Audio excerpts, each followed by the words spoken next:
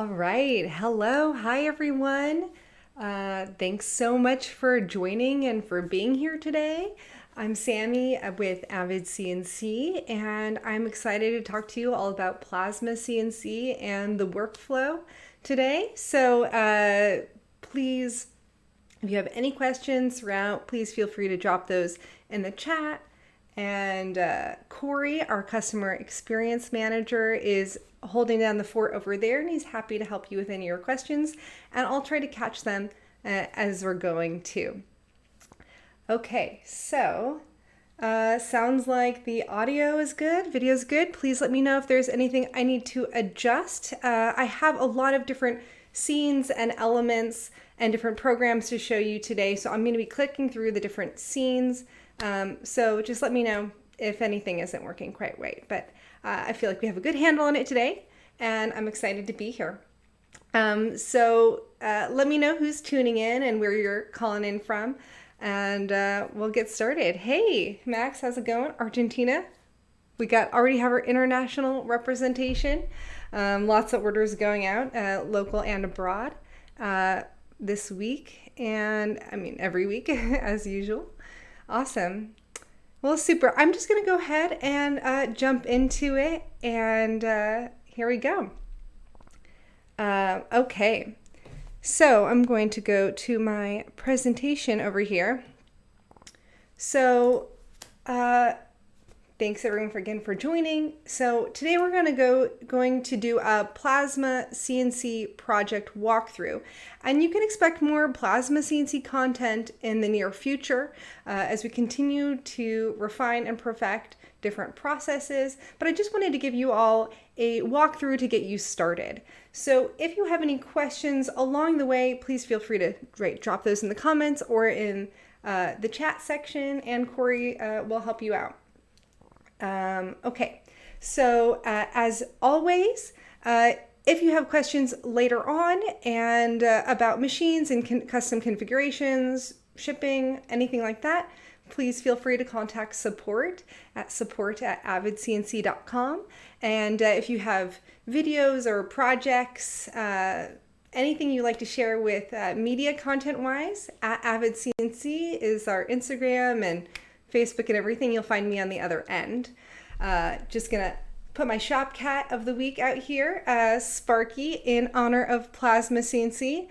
Sparky also happens to be the name of my Plasma CNC at the shop. So yes, my cat and the CNC have the same name, and you know, that's the kind of life I live here. Okay, so let's go and talk about Plasma CNC and the configurations here that we offer. So really, what is Plasma CNC anyway? So for me, it's one of the greatest things ever. You know, sparks and fire and instant satisfaction. What more can you really want? What I mean by this is that the process of designing to production workflow in Plasma CNC is extremely fast.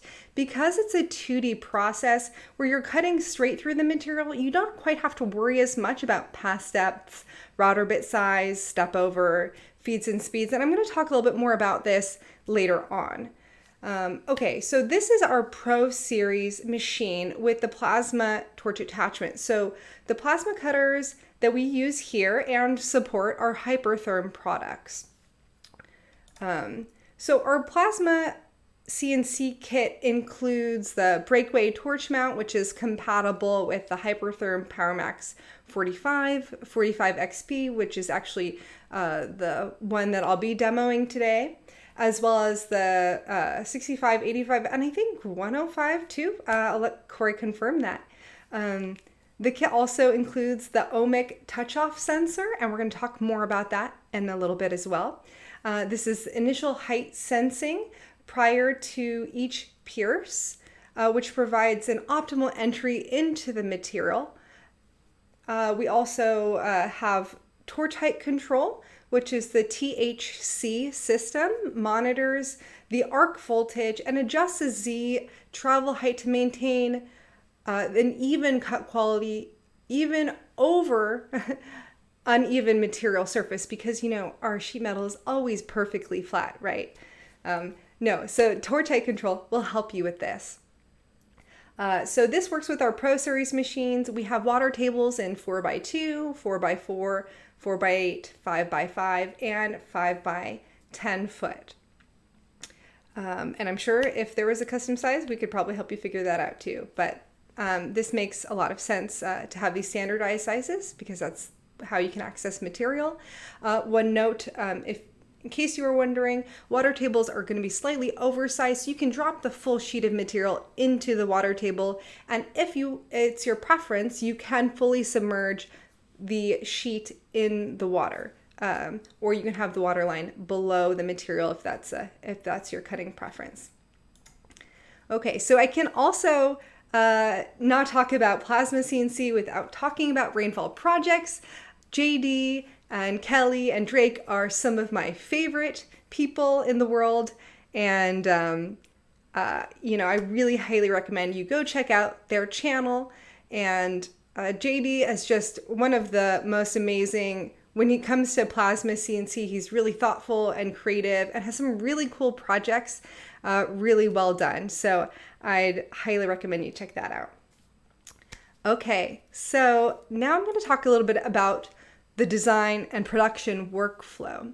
So first we'll start with our design, and a vector design is all that you really need. And we'll talk about different programs to choose from and why you might make those certain decisions. Number 2 is programming your tool paths. So we recommend and support Sheetcam. This is a low cost and simple to use program, and I'll give you a full walkthrough in just a few minutes also.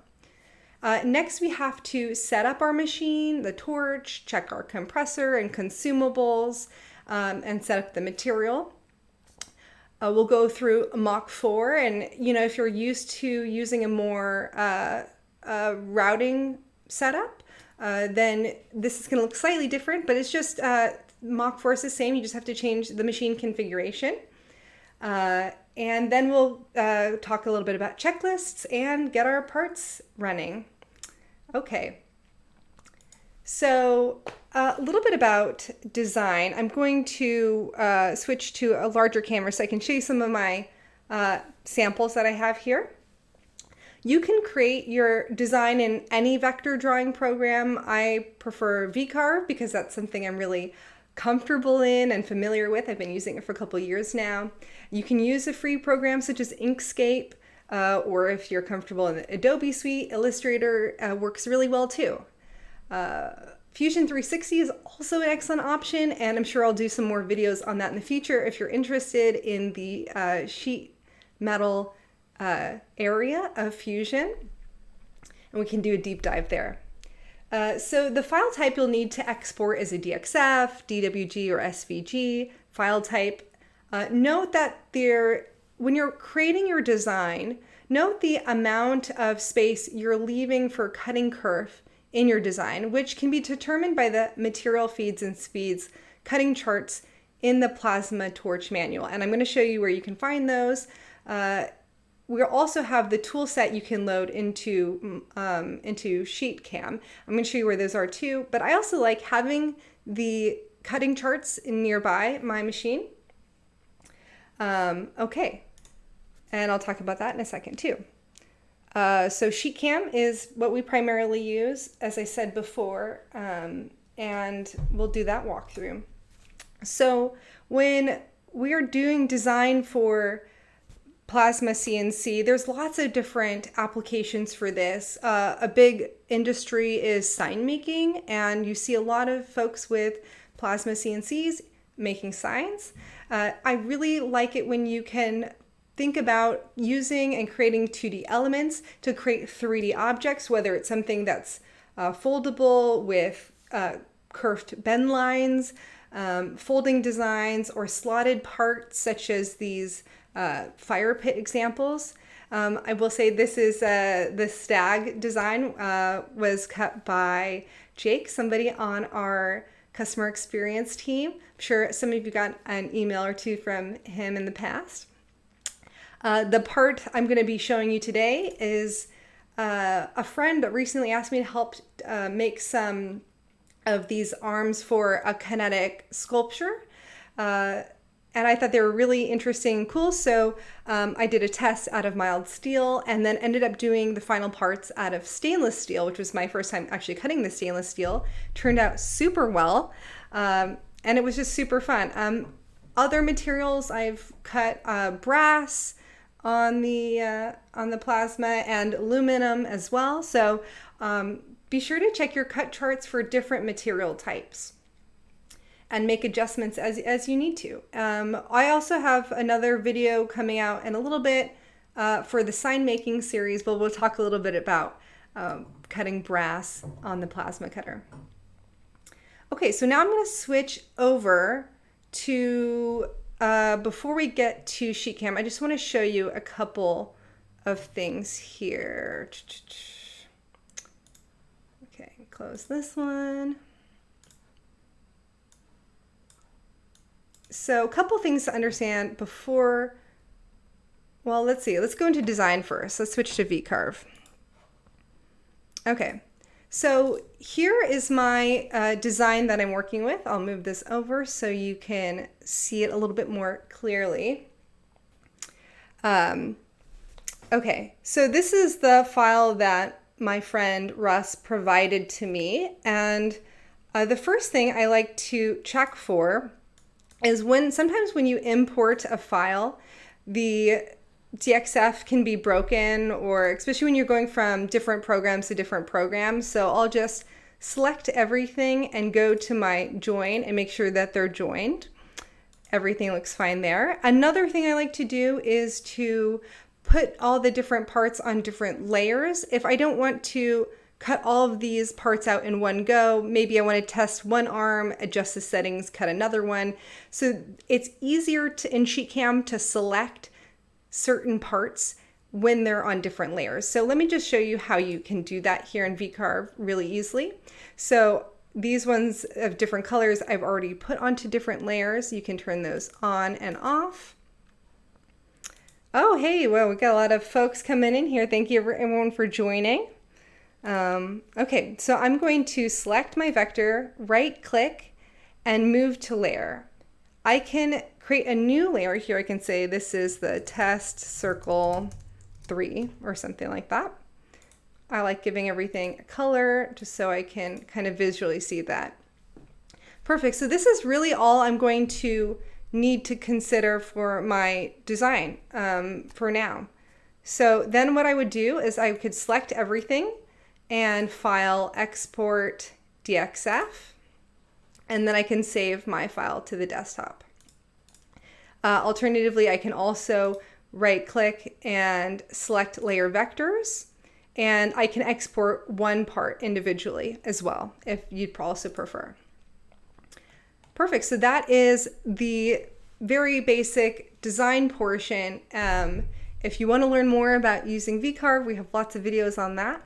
And now I'm going to show you a couple of other things that we're going to talk about before we get into SheetCam. So let's go over here. And this is, okay, so this is our website. And this is, I'm just going to show you where you can find the Plasma kit here. So if you are on our website, go down. This is the Plasma CNC kit, and here's the different size water tables we have. And here's where you can read in more detail about the specs.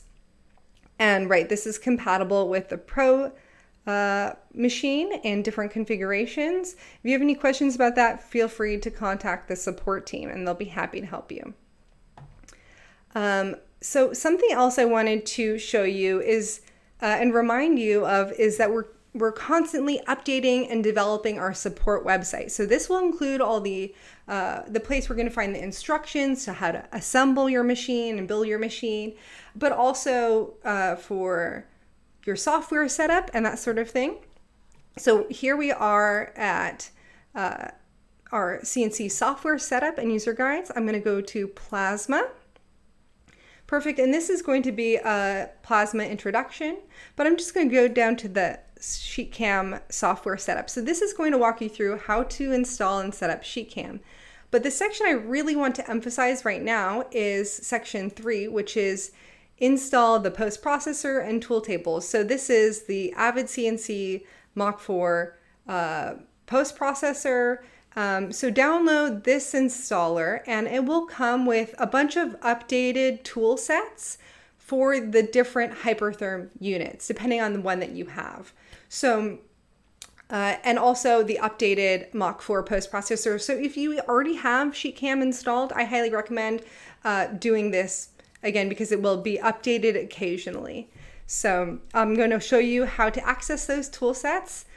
So what is a tool set anyway? A tool set is like a tool library, which will have all of the cuts, feeds, and speeds, depending on the material thickness that you're using, the material type, and the unit type that you're using, depending on if it's like the 45 XP or 65, whatever.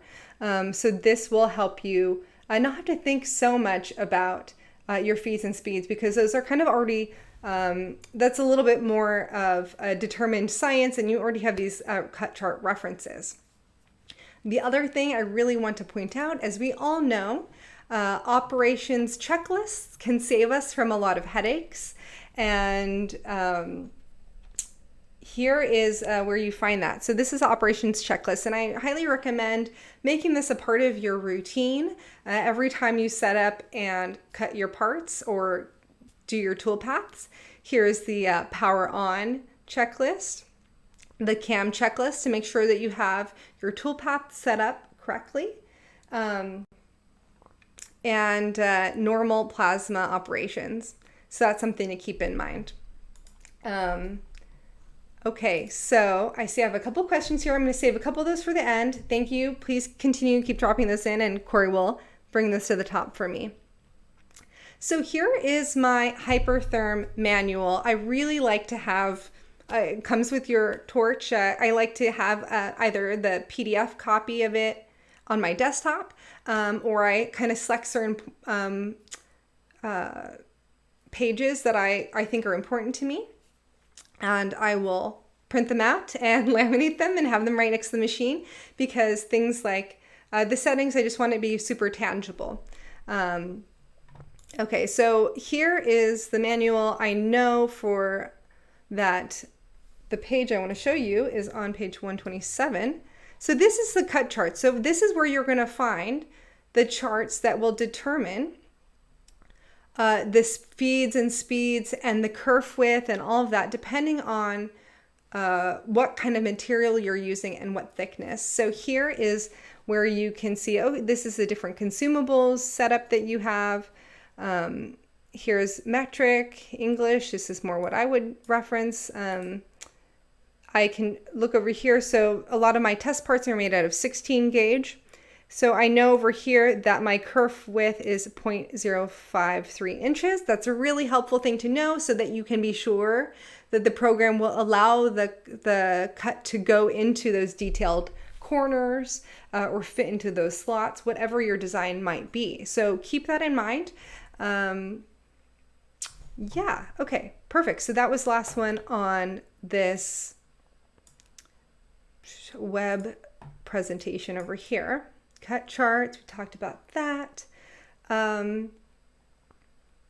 Okay, so let's go ahead and check out SheCam. I'm going to switch this over to SheCam. Okay, so over here I have my SheCam open. It's got this little end mill type icon, and this is what it looks like when you open it up. I have a couple different settings I'm going to show you. Here we go. I'm going to fit to machine so then I can kind of see my workspace. So if you're not familiar with SheCam, I'm just going to give you a quick tour. So over here on your left, this is where you load your parts. Here is where our tool sets are, and here's where our operations or tool paths will be held and where we can edit them. So if I go to File, Open Toolset, This is where it will take me to the Avid CNC installer that we did to make sure that we had access to these tool sets and the post processor. So over here, if I go to Plasma Tools, this is under your program files, Sheetcam, Plasma Tools, and then this is where you're going to select which torch you have depending on the unit that you've chosen. So I have the 45XP and I want the English settings. So that's the one that I will pick and load. And already have that loaded over here. So we're good to go. And the next thing, let's see, we're going to go into Options, Machine. Over here, I'm going to click on Post Processor and just confirm that we have the Avid CNC Mach 4 post processor available. And because we'd ran that installer, that already auto configured for us. So we're just going to double check, make sure that that all worked really well. I also like to go into my machine work envelope to make sure that I know what my machine limits are, just about the workspace that I have. Since I have a 4x4 machine, I put 48 by 48 inches. We'll click OK. I can now go into Options, Job Options, if I can click that. Here, okay, great. So here's where I can enter my material dimensions. This is a really great visual reference. So I put the sheet that I was working with is 24 by 24 inches. That seems good to me. And I'll click OK. So I'm going to now load a new part. So in my tools, my parts area up on the top left, I'll right click and click New Part. Do you want to import a drawing into this part? Yes, I do. And now I'll find the part that I'm looking for. I'm just going to do one test arm demo for programming the toolpath. I'll click OK, open. Hey, Sean, what's up? Izzy and Bernie, oh my gosh, I'm so honored by everyone who's coming here to join us. Thank you. Okay, so I've loaded my part and I'm going to go make sure to select the correct, if it's metric or inches, and I'll click OK. And so here's my part in reference to my material. See, it just automatically nests it to the farthest left and bottom corner here. And that's just something to keep in mind when you're setting up your material later on. So I have my arm selected. And now I'm going to go to my little birthday cake candle or your torch icon. And this is the pop-up where we're going to do all of the settings for our operation. So first I'm going to select the contour method. Is it inside the line, outside offset, or no offset? So no offset would be the kerf is on the line. So that would, you have to accommodate for the kerf there. When you select outside offset, the machine will accommodate for the kerf depending on the setting and cut outside the line. When you have vectors within other vectors, just like in VCarve, if you're cutting out a part, if you say, for example, let's use a donut. There's the outside of the donut and the inside of the donut. It will, if you have those vectors selected and you say outside offset, it will cut on the outside of the donut, but on the inside of the donut hole, right? So you have your full donut. Obviously, I need a snack. Just kidding, I'm fine.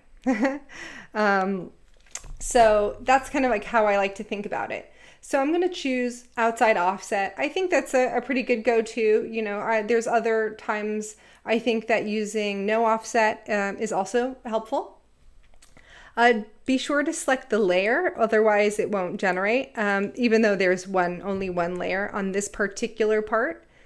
And here is where all of the actual settings are going to come from. So I'm going to select my tool that I'm using. It happens to be the first one. I'm going to cut out of mild steel 16 gauge. Perfect. I'll select that. And then we're going to click on the ... the little ellipses over here. And this is going to bring up all of the settings for the kerf width, the feed rate, the pierce height and delay, and all of that information. So that information is derived from the cut charts in your manual. So you don't necessarily need to have those cut charts right next to you because the program already knows all the information. But if you yourself want to get more familiar with those feeds and speeds, or if you want to speed it up or slow it down based on other elements that you have to consider when you're programming a part, that is a good thing to be aware of. But this is where you would enter in all of that information. So I'm just going to read through and make sure that everything looks good to me. I feel good. The other thing I will note here that's really important to just know about is the target tip voltage. So this is 128 as our target tip voltage, and that's really where torch height control comes in, right? Because torch height control is trying to maintain within a range that target tip voltage. So when our material is perfectly flat, it will have a very easy time maintaining that voltage as it goes across. However, if our material is bent or warped for some reason, it will lift up or lower down in order to maintain that voltage within that range. So we'll say, okay, great. So here is our feed rate, but that should be entered in from the settings we were just looking at. And I'm just going to skip down to the lead in and lead out section. So I think this is definitely something really important to use for lead ins and lead outs, because when you pierce your metal, it takes a second to do that to make sure that the arc OK signal has been sent. So it kind of hovers there for a moment, so it kind of leaves a little pierce mark on your project. So if you have it start outside the cut line and then enter in, ease into your cut, that is something definitely to utilize those settings. So I like to use arc, somewhere about 1/2 inch, 1/4 inch. You can do larger than that if you prefer. So lead in and lead out. And we'll say, okay. And our toolpath is here. I'm going to zoom in and show you so you can really see. Okay, I'll zoom out a little bit. There you go. So we have all these little happy faces hanging out, these little rainbows. So this is where our lead-ins and lead-outs are. So here we can go up and click on the S plus button on the top bar of our toolbar. And if I hover over, it automatically can recognize which toolpath I'm talking about or which one I want to alter where this lead in and lead out is. There is some strategy here. I like to I'm going to zoom in on this particular one. I like to put my lead-ins and lead-outs on a flat edge rather than in a corner. Like here, it might not even let me do it. Yeah, so it wouldn't even let me do it in the corner, but I prefer to kind of have the pierce entrance of the toolpath kind of in the middle of a part, so it's not going to be interfering with my final cut. So also the order of them, you can also alter. And this, might be some strategy here when a part can drop through or be in an obstruction in the torch path. But here, these parts are small enough that I don't think that is going to be an issue. Okay, so now I have my toolpath programmed. And at this point, I might go through my CAM checklist to make sure that I didn't miss anything. So, okay, over here, I'm going to post my toolpath. So I'll click on this green P over here in the top left corner. That's the post button. And I'll save my GCode. I just like to save it to my desktop. So it's really accessible. So I'll just save that there. Oh, I saved it earlier when I made an example. So I'll say save. Yes, please. Posted. Complete. Awesome. So that is SheCam walkthrough. It's pretty basic. Let me just show you one more thing when you're using layers. So I'm going to insert a new part. But this time I'm going to select the array of them. Okay, so here I'm going to turn off my test arm and go down to my larger layout over here. So this is the layout I made for or that Russ made for the final stainless steel layout. Just to make sure we have really efficient. Something I will note is make sure that you have space for some test cuts, and also some extra space in case you need to cut one extra part or something didn't quite work out. So I will go ahead and make a new toolpath. It will save the settings of any previous toolpath you just made. So I want outside offset, but now here, I'm going to make sure that this is the one I have.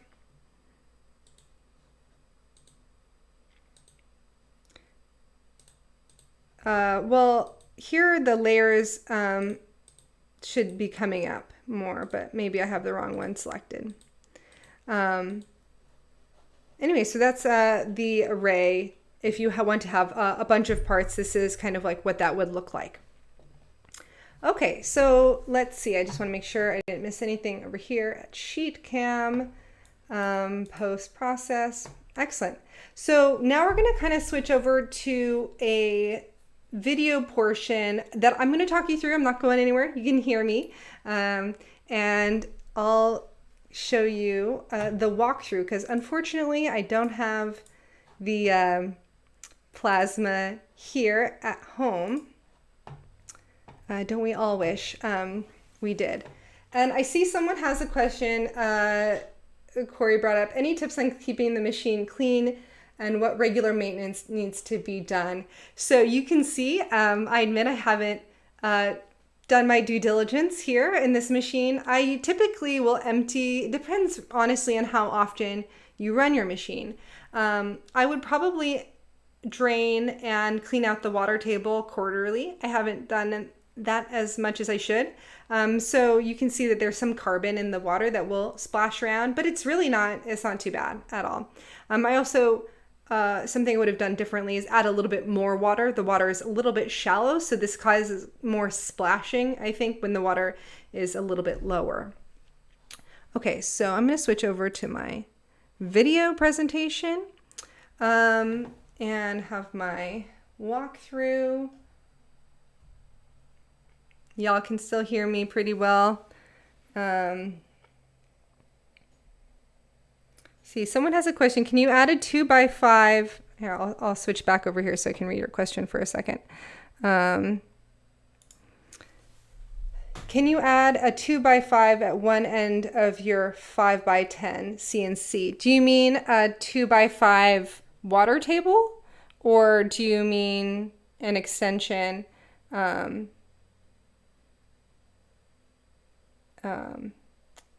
Okay, so Nickel CNC, will you clarify that question for me? I'm just going to go ahead and walk us through this video, and then I should get to some more of those questions. I'm just excited that you all are excited about asking about it. Okay, so let's switch back to my video over here. Okay, so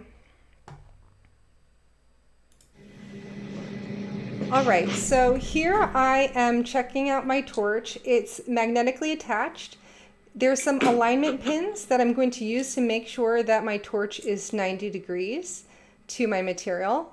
That little wire there is the ohmic sensor that attaches. One little pro tip I'll give you here is that I like to use gloves when I'm unscrewing the torch here because of the little attachment for the ohmic sensor. So here we're going to show a couple of different of the consumables here. And some of these are, this is, for the particular torch that I'm using, so yours might be different. And we'll just inspect. These ones look pretty good shape, actually.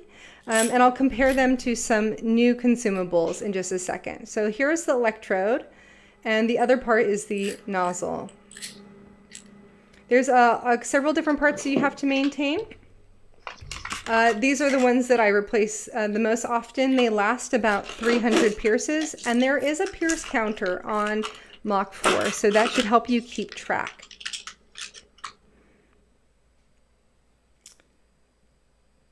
Yeah, so there's a new part, and I think we have a clip of comparing the new one and the old one. But the thing to look for in the nozzle is that there's a really round hole still visible. If that hole becomes oblong, see right here, it looks pretty good. But if it becomes oblong or oval for any reason, that might be a good reason to replace it. And so this electrode's also looking pretty good. It's not too far gone. So now I'm going to reassemble and reinstall all of those components. Be sure that you fully tighten down this part because I found that has some connectivity issues. The torch just won't fire if you don't fully tighten this.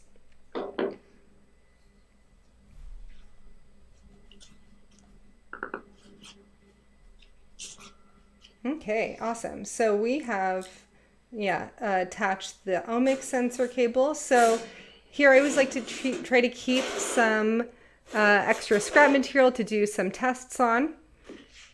Make sure I don't have anything in the way of the torch or the gantry.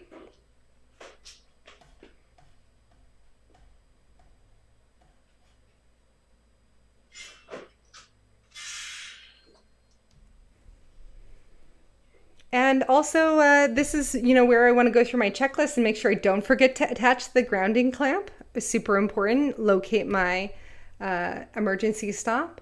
I also like to keep a little gauge like this nearby so I can double check what size my material is and confirm that my settings are correct. See, it's just even wired to the machine so I don't lose it. Okay, so when you're first setting up your machine, what's the first thing that we're supposed to do when we turn on our machine? Anybody know?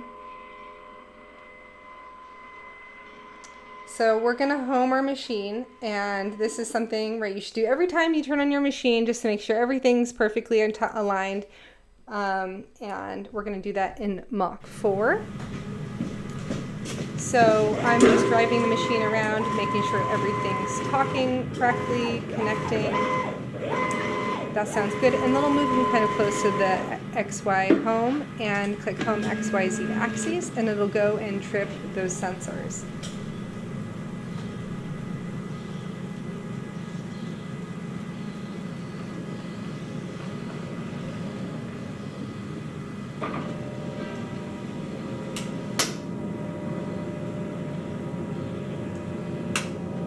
Okay, sounds like my audio's a little bit low. I'm going to balance that out. Let me know if this is better. Okay, so now we want to make sure we turn on the Hypertherm Torch and check the amperage settings, verify that those are where we want them to be. And I'll check my air compressor regulator, and it's a touch high, but we're doing just fine there. Okay. I'm going to now zero to my material. And so remember how the vector was really pushed to the front left corner in our program. I'm just going to drive my torch in about 1/2 inch from each edge, just to make sure in case my torch edge we don't want to be cutting it too close. So I'll just manually 0x, 0y, and 0z up in the top left and make sure that that's where I want to start. So we're going to go ahead and load our G-code. And one note here is one of my favorite tricks is to click onto the date modified organization, and your most recently saved files will come to the top. So if you just posted your file, that's going to be the one you're going to want to select. Another thing I'm going to show you in Mach 4 here is the display settings. So here is something I wanted to make a little bit more visible. I couldn't really see it very well, and I'm sure this will make a better viewing experience. So in case you have Mach 4 and you want to be able to have a better visualization of your preview, that's where you do it. Those red crosshairs, that is where the center of the torch is. I accidentally put 2 clips of this right here, so you can see it again. Okay, so we're going to save those settings. It looks good. And And now we're going to show you how to make sure that your part is fitting onto your material. Clearly here we probably have enough space, but I'm going to manually jog around with my keyboard arrows and move my torch around the material to be sure that my part is going to fit. So I can see in my preview window where the torch is in relation to the tool path that I'm about to cut. So see here, oh, okay, good. We're far enough away from the edge. I'm not worried about my torch exiting the edge of the material. So good, now I feel really reassured about that. So that's a trick I really recommend. Okay, so don't forget your PPE. I feel strongly about that. Awesome. So at this time, be sure to go through your checklist, make sure you have everything set up correctly. I think here maybe I forgot to turn on torch height control, but do be sure to turn on torch height control when that's something you want to consider using, depending on your material setup. So I'm going to hit cycle start and we're away.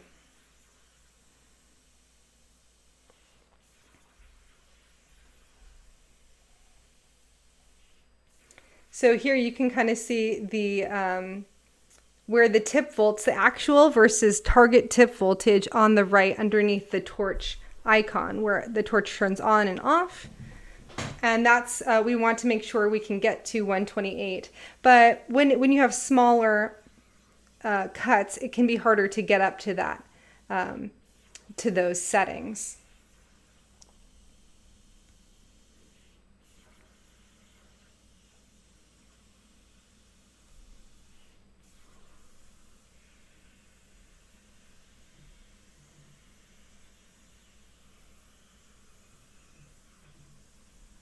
Awesome. So here you can see the water table. I definitely need to empty and drain, but that's just a chore, like maintaining any type of tool. And here I'm going to pull my part out. Make sure that you're careful. It could be hot, but typically the water splashes up onto the material, cooling it. So sometimes it's not too hot. So here's the stainless steel part test, and we're going to go through and analyze a couple of the different 4 stages of the plasma cut and kind of understand what's happening. So first here is the touch off, aka the ohmic probing or material sensing. So torch height control and anti-dive are not involved at this stage. A Z probe sequence is initiated by the GCode and executed by the TMC3 in one card. So the purpose is to probe the material surface at a pierce location and set the new Z work offset. There are 2 possible probe signal sources, ohmic and mechanical. This must be configured correctly in Sheetcam's post-processor options because the controller can't really distinguish them. So ohmic, the torch tip contacts the metal, completing the circuit between the tip and the ground, and the material sensing receiver and signaling a probe strike. The mechanical, the torch presses onto the material, compressing the torch mount springs until the mechanical limit switch triggers like a probe strike. This requires an extra Z move command in the G-code to account for the limit switch travel. So next we're going to lift up and to the pierce height. And for the pierce, torch height control and anti-dive are not involved here at this stage either. So let's see if yep, there we go. We're going to go up and go into the pierce section. So torch height control and anti-dive are not involved yet at this stage. The torch moves to the programmed pierce height and fires. The next move is held until the controller receives the arc OK signal. This comes from a completed circuit between the torch nozzle and the material ground, indicating that the arc has transferred to the material. After the arc OK, the torch is lowered to the cut height. And this will bring us into the lead in. So here's the lead in and lead out. Torch height control is involved at this stage, short positioning moves at the start and end of a cut to really smoothly start the profile. The tip voltage is not quite stable at this time, so torch height control is typically disabled to prevent dives. And then we're going to transition into the main cut. Any second now.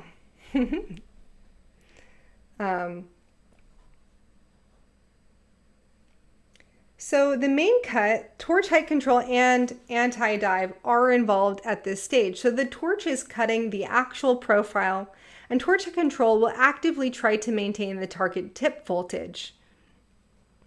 And next time I'll find a better spot for my camera, but the splash zone, you know, it's really the best view, so can you blame me? And it looks really cool, so. All right, so that is the 4 stages of a plasma cut. Another thing about anti-dive, the anti-dive settings will disable torch height control in certain situations to prevent crashes. So that's like, for example, if the tool passed over a void, if it passed over that big hole and the voltage completely dropped out, it would not make that mistake. So here I'm just cutting, you know, here's some nice beautiful shots of that stainless steel, and should buff out nicely too. So another couple things to consider when you're designing for plasma is when you're doing text, for example, is to consider the counters, which are the little holes in the middle of letters, like an R or an A or an O. The counters, you want to make sure that you're using a font that considers that, or you can edit it in your design. Here's a little plant stand I made, and I'm going to show you those in just a second here. And something else to, be sure of, just rinse those off and clean it up. Awesome. Okay, so I'm going to switch over to back to solo. Sammy's solo screen. Okay, awesome. So I'm just going to pull up some of those questions here, and we can go through them. Okay. So, please review dual purpose options for router and plasma. So this is a really cool machine and a great option for some folks.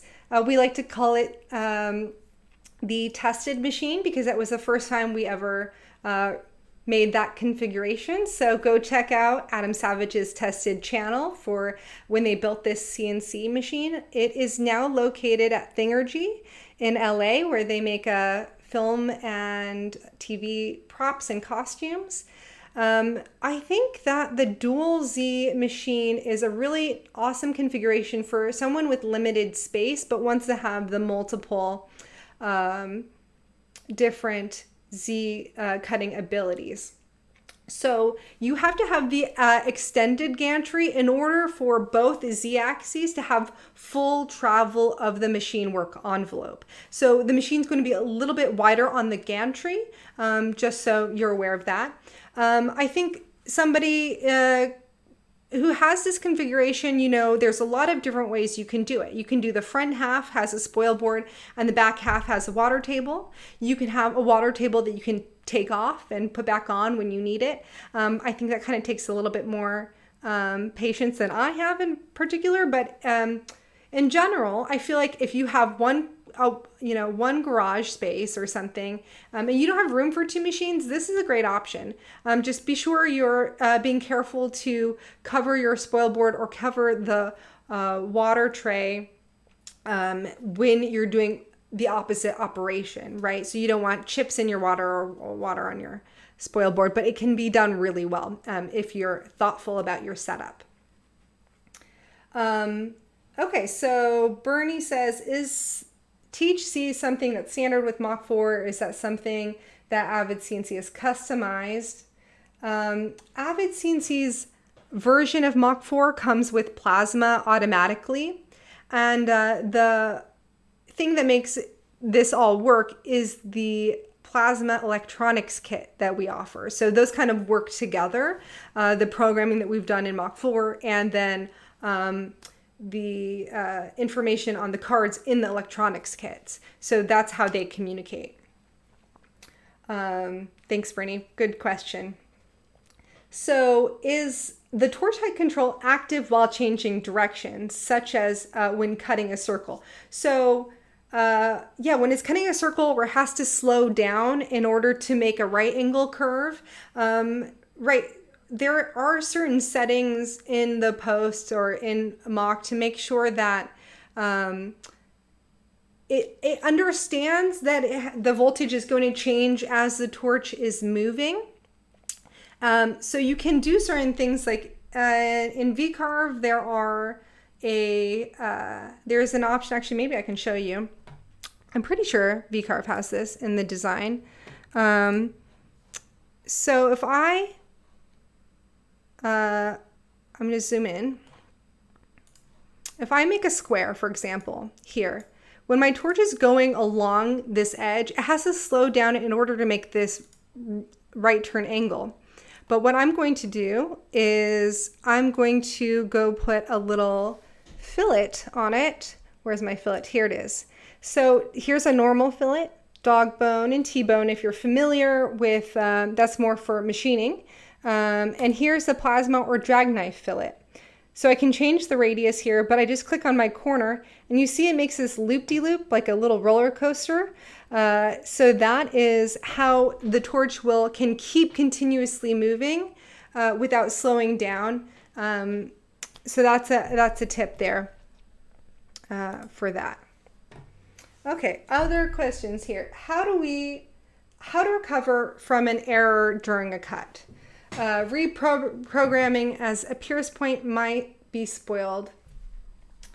So we have a Google Doc and we have restart instructions, and we can email this to you or we can show it. Yeah, so how do you recover from the error during cut? Okay, so reprogram as a pierce point might be a way to do it. You could reprogram the part, but we have a restart doc, and if you like that, please feel free to contact our support team. And this is kind of like why I like to put things on different layers so I can make sure that everything is going well, because it can be tricky when you're first trying to dial in all of those settings, but once you get those settings dialed in, you shouldn't have too much of those issues. Okay, so one thing back to the circle question, like, is torch height control active when changing directions, such as when cutting a circle? So the circle, it depends on the diameter of the circle, and the larger the circle, torch height control will be active. The smaller the circle, it won't be. And this is something that's like the nuanced settings of it. It really depends on, right, things like the diameter of the circle and how torch height control will react. So if the circle drops out and the void is right there, how is it going to react to that? So that's kind of, for the most part, kind of taken care of for you. Okay, any other questions that I missed? Okay, well, so thank you all so much for being here today. This was so much fun. Oh, wait, you know what? Okay, one more thing. I'm going to show you some fun examples that I have, things that I cut. So this morning, I, of course, had to go to the shop and cut some stainless steel scissor parts. I was so inspired by Simone. I am determined to try to make my own pair of scissors. And I thought they came out pretty well. They're just still so shiny. So that was one fun thing.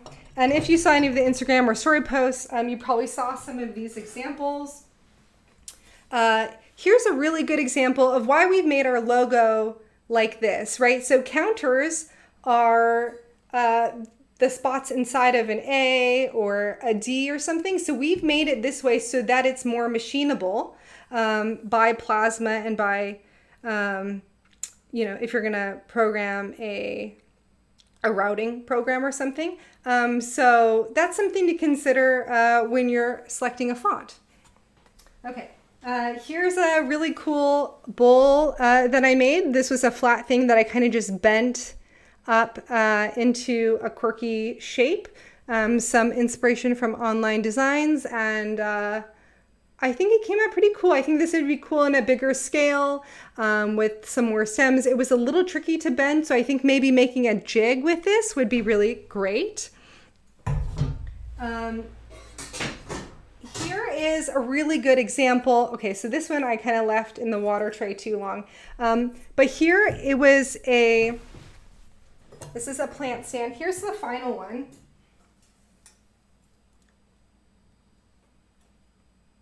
So this was an on the line, no contour cut.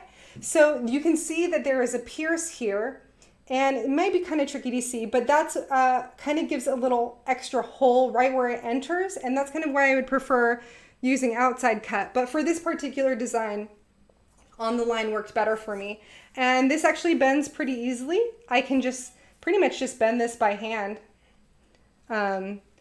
So that's a really fun, simple design that I have. Inspired by, you know, many artists from the internet. This is a part I made for a taller version of that plant stand. So this one's also super easy to bend. I can pretty much just bend it by hand. And here is how this came out. I'm pretty happy with it. I think it's super cool profile. Yeah. So please feel free to share your projects and your experiments. I really want to hear about them and see them. Thank you so much for being here today. And next week is we're going to take Friday off for the holiday, but we will be back the following Friday. So if you have more ideas about specific topics you want us to talk about, let me know. Send us an email or a message, and we would be more than happy to make a live stream about it. Okay, I hope you all have a good time, and I'll see you later. Bye.